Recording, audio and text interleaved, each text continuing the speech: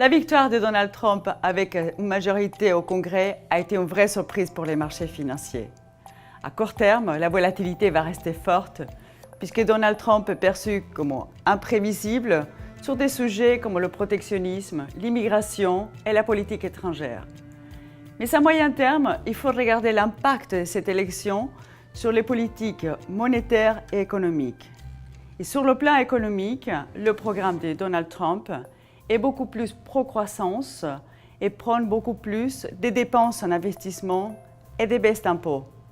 La question qui se pose est à quel point le Congrès va accepter toutes ces politiques et surtout comment ces déficits seront financés. Au niveau des politiques monétaires, après l'élection américaine, les regards vont se tourner vers la Réserve fédérale américaine, à savoir est-ce qu'elle va oui ou non monter les taux d'intérêt en décembre. À un moment où les autres banques centrales sont en train d'hésiter d'aller plus loin dans la baisse des taux. Donc, avec des politiques monétaires beaucoup plus inflationnistes et des déficits plus importants, la question qui se pose, est-ce qu'on aura des tensions sur le marché obligataire et jusqu'à quel point la hausse des taux sera maîtrisée? Comment investir dans cet environnement? Les valeurs orifères sont très bien positionnées.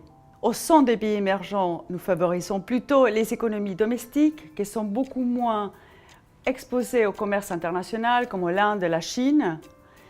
Puis les secteurs liés à l'infrastructure et le style value devraient très bien performer.